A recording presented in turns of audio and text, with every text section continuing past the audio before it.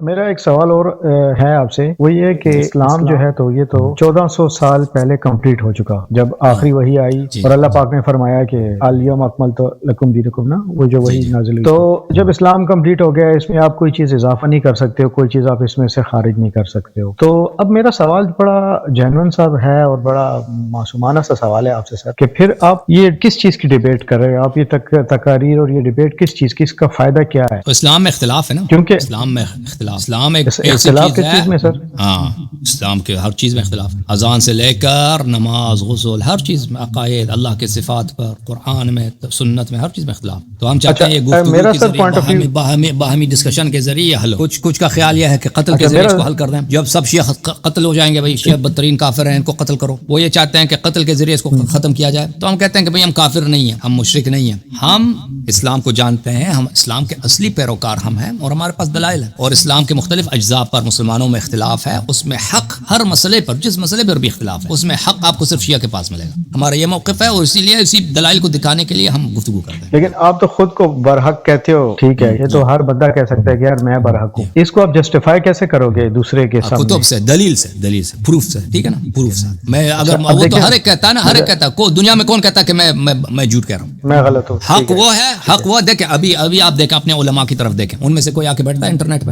کہ کہتے ہیں میں مخالفین کے علماء مجھے کال کریں، شیعہ مجھے کال کریں، مجھ سے سوال کریں. اب آپ دکھائیں نا، آپ مجھے بتائیں ابھی پاکستان میں آپ کے اتنی تعداد ہے، پاکستان میں شیعوں کی تعداد ہے زیادہ یا کم ہے آپ لوگوں کے مقابلے میں؟ شیعہ کم ہے نا، ہے کہ نہیں؟ کم ہے. آپ کے علماء کے پاس ریسورس، آپ کے علماء کے پاس ریسورسز کی کیا کمی ہے؟ نہیں، کمی تو کوئی نہیں ہے. اب آپ کے علماء جو ہیں بھائی، وہ جب آتے ہیں نا، ان کے ہوتے ہیں نا، ان کی گاڑیاں جب آتے ہیں نا، 5-6 گاڑیاں آگے پیچھے ہوتی ہیں، باڈی گارڈ وغیرہ، اتنے مدارس، کیا شاندار مدارس ہے. ایسے مدارس پاکستان میں کہ ایک مدرسے میں 5000 طالب علم پڑھتے ہیں. آپ کو پتہ ہے کہ 5000 آدمی کا کھانا پینا اور ان کو وظیفہ دینا کتنا خرچہ ہوتا ہے؟ جیسے ایک گورنمنٹ ہے بھائی، ایک گورنمنٹ کا جو ایک مثلا ایک لاہور کا جو کور کمانڈر ہے، مثلا وہاں پہ لاہور کور ہے، ٹھیک ہے نا، اس میں فرض کریں 25000 فوجی ہیں، زیادہ تو نہیں، 50,000 ہوں گے. ان کو تنخواہ دینا، کھانا دینا، کتنا خرچہ، پورا حکومت پاکستان کو نچوڑ کے لے جاتے ہیں. اسی طرح آپ کے مدارس اللہ جانتا ہے، آپ کے ایسے مدارس ہیں جو مثلا ایک فوجی فرض کریں چاونی جیسا ان کا خرچہ ہوتا ہے، اتنے طالب علم پڑھتے ہیں، اتنے اس میں علماء ہوتے ہیں، وہ سب کو خرچہ دینا، سب کو پیسے دینا، سب کو تنخواہ دینا، اللہ جانتا ہے اس کا خرچہ کتنا ہوتا ہے. ان کے کتابیں ہیں اور وغیرہ،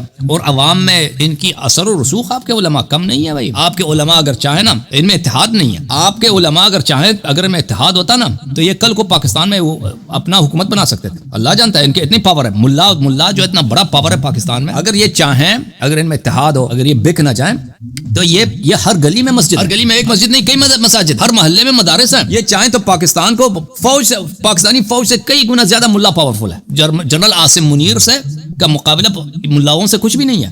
فوج اس لیے پاکستان میں حاوی ہے، وہ اس پہ ڈومیننٹ ہے کیونکہ اس میں اتحاد ہے. وہ ملاؤں میں اتحاد نہیں ہے. اگر ملا طائفہ اتحاد کرتے ہیں نا، یہ پاکستانی فوج سے 10 گنا یہ زیادہ طاقتور ہے. کہنے کا مقصد یہ ہے، آپ کے علماء اتنے ریسورسز، اتنے پیسے اور اتنی ان کی تعداد زیادہ، اور ہر عالم کے دیکھے 3 بیوی 4 بیوی بھی ہوتی ہے کہ نہیں بھائی؟ غلط کہہ رہا ہوں؟ اللہ جانتا ہے. فضل الرحمان، جی صحیح فرمایا، مولوی فضل الرحمان ہے، حالانکہ وہ اس کے متعلق کہا جاتا ہے کہ وہ بھائی ہو سکتا ہے کہ وہ ہومو سیکشول ہو، لیکن اس کے باوجود پتہ نہیں اس کی کتنی بیویاں. وہ کہتے ہیں نا بڑھاپے میں شادی، پڑوسی کے عیاشی.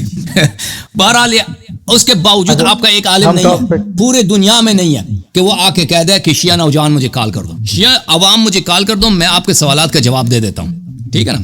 آپ پوری دنیا میں، صرف پاکستان میں نہیں، پورے عالم عرب میں، عالم انگلش بولنے والوں میں کوئی بھی نہیں ہے کہ شیعوں کے ساتھ وہ گفتگو کرنے کے لیے آمادہ. آپ کے علماء کوئی بھی نہیں. یہ حقیر حاضر ہے. میں ادھر آتا ہوں، میں کہتا ہوں آؤ مجھ سے سوال. ابھی آپ کے عالم آئے تھے وہ خلیل احمد صاحب، انہوں نے مجھے نہیں بتایا وہ کس موضوع پہ بات کرنا چاہ رہے تھے. مجھے بالکل سرپرائز کیا انہوں نے. مجھے جیسے ہوتا ہے نا ٹریپ کرنا کہ وہ کفر اور شرک کی دلیل ہے کہ شیعوں کو کافر. میں نے ان کے سب سوالات کا جواب دیا. آپ لوگوں کو ٹائم دے دیتا ہوں، میں گفتگو کرتا ہوں، پروگرامز رکھتا ہوں 6 گھنٹے 7 گھنٹے 8 گھنٹے 9 گھنٹے. تو آپ کی جو بات ہے کہ ہر فرقہ تو کہے گا ہم سچ ہے نا، لیکن ہر فرقہ سچ نہیں ہو سکتا. قرآن مجید نے معیار بتا دیا کہ حق کس کے ساتھ ہے. قل ہاتوا برہانکم ان کنتم صادقین.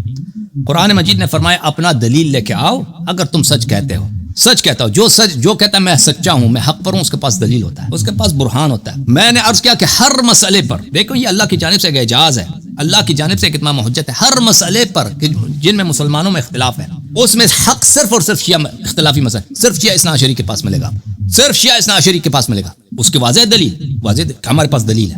ہم ادھر بیٹھے ہیں, کوئی بھی اعتراض کر سکتا ہے, آپ کے بڑے سے بڑا عالم ادھر, ہم ویلکم کرتے ہیں, اللہ جانتا ہے. ہم اتنی تمنا کرتے ہیں آپ کے علماء سے, آپ کے محققین سے, آپ کے بڑے پرسنالٹی سے کہ آ کے آپ سوال کرو, اعتراض کرو. ہم نے بارہا, یہ مستری محمد علی مرزا صاحب ہیں, وہ کہتے ہیں میں عالم نہیں ہوں, مجھے مناظرہ نہیں آتا. ہم نے ان سے کہہ دیا کہ بھائی تو آ کے صرف سوال کر. اس نے خود ہمیں چیلنج دیا تھا کہ بھائی تم میں شیعوں کا وہ منسوس امام منسوس ہیں یعنی اس پہ میں شیعوں کو چیلنج کرتا ہوں. شیعہ جب اس نے چیلنج کیا تو میں نے اس کا چیلنج قبول کیا, آ جاؤ بات کرتے ہیں. پر کہتا ہے نہیں میں مناظرہ نہیں کرتا, پھر اپنے چیلنج سے بھاگ گیا. میں عالم نہیں ہوں. میں نے کہا ٹھیک ہے آپ عالم نہیں ہیں تو پھر آ جائیں ادھر, ہم آپ صرف سوال کریں, آپ صرف سوال کریں, اعتراض کرو. میں آپ سے ایک سوال بھی نہیں کروں گا, میں آپ کے اعتراضات کا جواب دوں گا.